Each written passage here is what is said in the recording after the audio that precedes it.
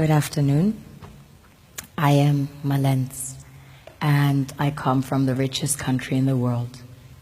It is located in the richest continent in the world, in the west of the richest continent. My country is called Sierra Leone.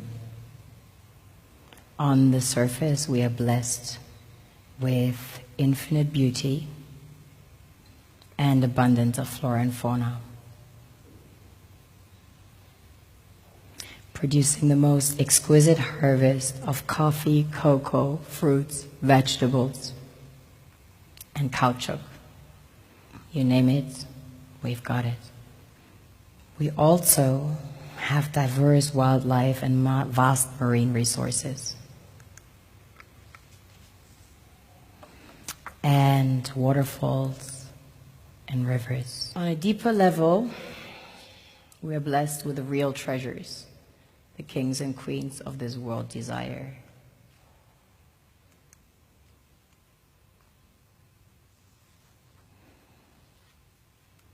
This was the largest alluvial diamond ever found.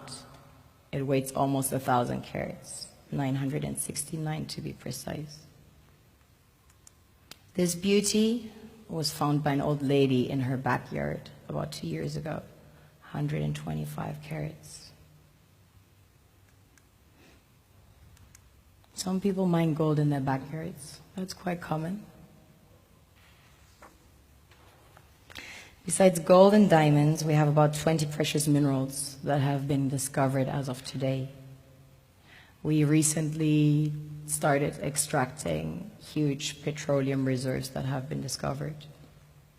We have platinum, ilmenite to make titanium, rutile to coat jets, iron ore, the largest iron ore deposits in Africa, the third largest in the world.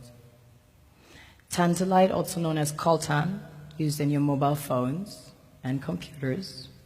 Bauxite for aluminum production.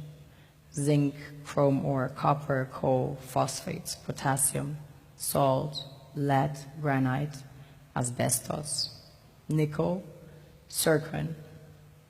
Furthermore, we have exquisite timber like mahogany and teak.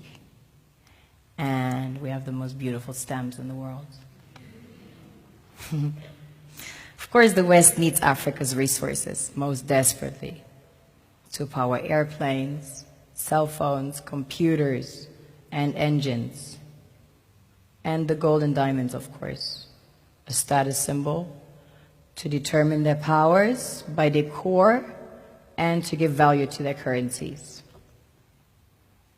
One thing that keeps me puzzled, despite having studied finance and economics at the world's best universities, the following question remains unanswered.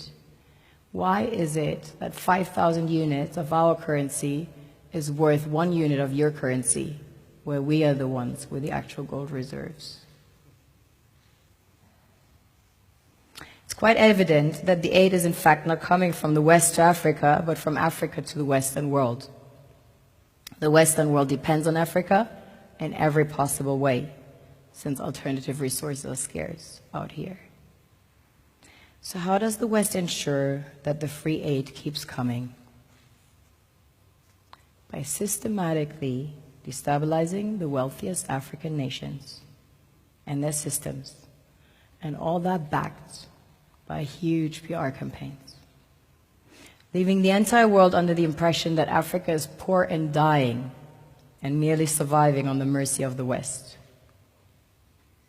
Well done, Oxfam, UNICEF, Red Cross, Life Aid, and all the other organizations that continuously run multi-million-dollar advertisement campaigns depicting charity porn to sustain that image of Africa globally.